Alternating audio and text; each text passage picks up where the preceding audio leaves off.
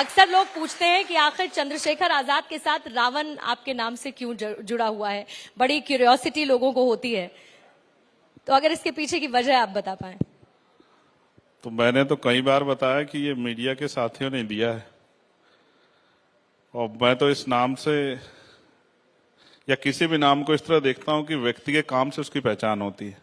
नाम में क्या रखा है, नाम तो जब आदमी पैदा होता है उसे अपना पता भी नहीं होता, तभी उसको नाम मिल जाता है। तो कोशिश ये कर रहा हूं कि काम से अपनी पहचान बनाऊं और वो पहचान लंबे समय तक बनी रहे। आपने कहा पहचान बनाऊं, लेकिन अभी भी आपकी एक पहचान है, तो आप पहचान बनाने की तरफ बढ़ तो चुके हैं। चर्चाएं आपकी खूब होती हैं, बातें आपकी खूब होती हैं, और आप भी काउंटर करने में पीछे नहीं होते। नहीं, मैं समझता हूं कि व्यक्ति को कभी भी अपने सपनों को सीमित नहीं करना चाहिए, हमेशा प्रयास करना चाहिए कुछ अच्छा करने के लिए। तो अभी मुझे लगता है कि जिन सपनों को मैं देखता हूं और जो काम मैं अभी अधूरे समझता हूं वो पूरे नहीं हुए, तो उसके लिए एक लंबा समय लगेगा, लेकिन वो मुझे लगता है कि एक समय आएगा वो पूरे होंगे। और मुझे भी बड़ी खुशी होगी कि वो जिस दिन वो सपने पूरे होंगे, मेरे बहुत सारे साथियों को खुशी होगी जिस दिन देश में समता, समानता, बंधुत्व, भाईचारे पर आधारित समाज बनेगा और ये देश दुनिया में पुनः सोने की चिड़िया बनेगा, सम्राट अशोक के सपनों का देश। मुझे बड़ा गर्व होगा। बिल्कुल, और इसी कड़ी में आगे बढ़ते हुए प्रधानमंत्री के विजन ऑफ न्यू इंडिया की हम बात करते हैं। Bharat 24 vision of new India के साथ ही आज इस समिट को लेकर आया है, जिसमें चंद्रशेखर आजाद जी इस वक्त हमारे साथ हैं। बहरहाल सपने आपके पूरे हों, जो आप करना चाहते हैं वो पूरे हों, इस बात की आशा हम करते हैं। लेकिन कुछ राजनीति से जुड़े सवालों के साथ मैं इस सेशन की शुरुआत करूंगी आपके साथ, क्योंकि 2023 में विधानसभा चुनाव होने हैं 5 राज्यों, फिर उसके बाद 2024 की घड़ी है। अब इसमें बड़ा डेवलपमेंट ये हुआ है कि विपक्षी महागठबंधन बनकर तैयार है, जिसका नाम है INDIA, इंडिया वर्सेस एनडीए की स्थिति में इंडिया की मजबूती और मौजूदगी को चंद्रशेखर आजाद कैसे देखते हैं? देखिए, मैं अपनी पार्टी का एक कार्यकर्ता हूं, मैं अपनी पार्टी के विषय में तो बता सकता हूं जी। बाकी गठबंधन चुनाव से पहले बनते हैं, टूट जाते हैं। जो आज गठबंधन में हो सकता है कल किसी के खिलाफ खड़े हो, आपस में लोग अपना हित देख के गठबंधन करते हैं। मुझे इसमें कोई शिकायत नहीं है, सब लोग गठबंधन करने चाहिए। लेकिन मुझे आप आज ये भी नहीं कह सकते, जिस अलायंस के बारे में आप कह रहे हैं कि वो 2023 का विधानसभा चुनाव इकट्ठा लड़ेगा या अलग अलग लड़ेगा, तो मेरा ये मानना है कि चुनावी गठबंधन हो या चुनावी राजनीति, वो जनता के हितों के लिए होनी चाहिए। जैसे मैं सपने पे बात कर रहा था, तो मैं एक चीज कहना भूल गया, मैं कह देता हूं। एक ऐसा भारत जिसमें महिलाएं सुरक्षित होंगी, सशक्त होंगी, अपने पैरों पे खड़ी होंगी, उनकी ऊर्जा देश के काम आएंगी, और वो रात को 12 बजे भी निकलेंगी तो कोई भेड़िया उनको छू ना पाए, उनकी तरफ आंख उठा के ना देख पाए।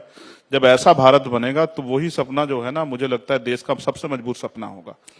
देश की आधी आबादी आज बेबस है, उस आधी आबादी को जिस दिन महिला सशक्त होगी तो शोषण नहीं होगा उसका। आज NCRB का जो डाटा कहता है ना, 50,000 महिलाओं के साथ रेप हत्या होती है, हमें शर्म आनी चाहिए।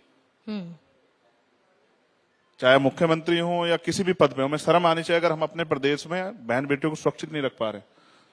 तो इसलिए मैं कह रहा हूं कि चुनाव अलायंस हो, चुनाव के बाद अलायंस हो, लेकिन सबका विजन देश की तरक्की और देश में जो वर्ग हाशिए पे उनको ऊपर उठाने का काम होना चाहिए। अगर शरीर का एक हिस्सा कमजोर हो जाता है तो उसको मजबूत नहीं कहते हैं, उसको विकलांग कहते हैं। आज देश विकलांगता की तरफ है, क्योंकि जब प्राइम मिनिस्टर ये कहते हैं कि देश में 80 करोड़ लोगों को हमने सस्ता राशन दिया, तो ये स्पष्ट होता है कि हमारे देश में आज भी ऐसे हालात है कि 80 करोड़ लोग सस्ता राशन देने के लिए मजबूर हैं। ये तरक्की की बात नहीं है, ये हमारी जो है, इससे हमारी तरक्की नहीं, इससे हमारी वाहवाही नहीं होगी, इससे हमारे ऊपर ये बदनामी आएगी कि आज भी 80 करोड़ लोग अपने पैरों पर नहीं खड़े हुए हैं देश में। आपको लगता है कि गरीबी रेखा से, अभी एक आंकड़ा आया रिसेंटली जिसमें गरीबी रेखा के नीचे जो प्रतिशत था लोगों का, हम उसमें बेहतर स्थिति में पहुंचे? महिला सशक्तिकरण की आपने बात की, मुझे बड़ा अच्छा लगा, क्योंकि महिलाओं का सशक्तिकरण और महिलाओं की सुरक्षा ये सरकार की बड़ी जिम्मेदारी होती है। लेकिन उदाहरण के तौर पर मैं आपके सामने बैठी हूं, बहुत सारी महिलाएं हैं आपके सामने बैठी हैं। अच्छी बात यह है कि आजकल महिलाएं पुरुषों के साथ कदम ताल करती हुई चल रही हैं। ऐसी बहुत सारी हमने सक्सेस हासिल की महिलाओं ने, जो शायद पहले सोचना मुमकिन भी नहीं था। आप क्या उसका श्रेय सरकार को नहीं देंगे? बिल्कुल, मैं जिसको श्रेय देना चाहता हूं उसके बारे में बता देता हूं। अगर भारतीय संविधान नहीं होता तो इस देश में महिलाएं डॉक्टर, इंजीनियर, आईएएस, आईपीएस, प्रधान से लेकर प्रधानमंत्री नहीं बन पाती, राष्ट्रपति भी नहीं बन पाती। इसका श्रेय जाता है देश के संविधान को। और आज उस संविधान को जिस तरह से प्रधानमंत्री के आर्थिक सलाहकार ये कहते हैं विवेक देबोराय कि हम इसको बदलना चाहते हैं, तो आप बदलना यही तो चाहते हो कि आज जो महिला आपके बराबर में खड़ी हो, मुझे गर्व हुआ इस बात को सुन के कि आप मेरे बराबर में बैठी हैं, तो जो महिलाएं आपके आज बराबर में खड़ी हो, आपको उनसे दिक्कत है क्या? इसलिए आप संविधान को बदलना चाहते हैं। जो कमजोर वर्ग के लोग आज कुर्सियों पर बैठने लगे हैं, आज एक प्राइमरी स्कूल के हेडमास्टर का बेटा यहाँ बैठा, इससे आपको दिक्कत है क्या? इससे सरकार को दिक्कत नहीं होनी चाहिए। मैं सराय देता अगर एनसीआरबी के डाटे कम हो गए होते, मैं सराय देता अगर बेरोजगारी के आंकड़े कम हुए थे, भुखमरी इंडेक्स में हम लोग अगर पीछे हटते तो मैं सराय देता अगर महंगाई पे हम लोग वो हो रहे होते, और बहुत अच्छी कानून व्यवस्था होती है। आज मैं अभी उत्तर प्रदेश से आया हूँ, आज हापुड़ में वकीलों को पीटा गया, खूब पीटा पुलिस ने, महिला वकीलों को भी पुलिस पीट रही थी। इसको सशक्तिकरण नहीं कहा जा सकता है। जैसे हमारे यहाँ जब इतनी बड़ी बड़ी घटनाएं होती हैं, हाथरस, उन्नाव जैसी घटनाएं, अभी जो मध्य प्रदेश में हुई या राजस्थान में हुई, इसको सशक्तिकरण नहीं कहा जा सकता। ये सशक्तिकरण के नाम पे खुलेआम झूठ बोलने की बात है, और हमें सच स्वीकार करना पड़ेगा। आप और मैं बेहतर जानते हैं कि देश में महिलाएं अभी उस तरह से सुरक्षित नहीं, और इसके लिए ठोस काम होने चाहिए। सिर्फ योजनाओं से काम नहीं चलेगा, धरातल पे काम होना चाहिए। और स्पेशली जो अधिकारी जिनकी जवाबदेही बैठी, चाहे वो अधिकारी हो या सरकार हो, उनको सामने आकर जवाब देना चाहिए, ना कि उन सवालों से बचना चाहिए। लोग कहते हैं कि चंद्रशेखर आजाद की सिलेक्टिव अप्रोच है। लोग ये भी कहते हैं कि चंद्रशेखर आजाद अटेंशन सीकर हैं। वो ऐसी बातें करते हैं ताकि वो सुर्खियों में बने रहें और लोग उनकी चर्चा करते रहें। अच्छी बात है, राजनीति में ऐसी बातें करनी चाहिए कि आदमी चर्चा बनी रहे, लेकिन मैं सिलेक्टिव कुछ करता नहीं हूं। आपके पास कोई उदाहरण हो तो बता दो। आप नेशनल मीडिया पे बैठी हैं। नहीं, मैंने तो लोगों के परसेप्शन की बात की। अच्छा, मैं एक गाना सुनता है, कुछ तो लोग कहेंगे, लोगों का काम है कहना। हाँ। छोड़ो बेकार की बातों में, कहीं बीच ना जाए रहना। तो मेरा ये मानना है कि लोग अगर नहीं कहेंगे तो कैसे चलेगा। लोकतंत्र का तो नाम ही है ना कि भाई लोकतंत्र में पक्ष भी होगा, विपक्ष भी होगा, तर्क भी होगा, सवाल भी होंगे, जवाब भी होंगे।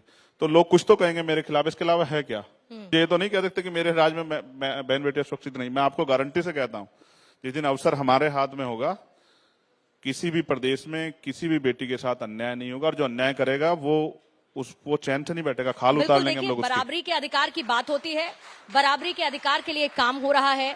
एक विजन ऑफ न्यू इंडिया की बात करते हैं, और जो गाना जो लाइंस आपने यूज की, उसके आगे की ही लाइन है कुछ बदलते अंदाज में, और वो ये कहते हैं कि बदनाम ही सही नाम तो होगा।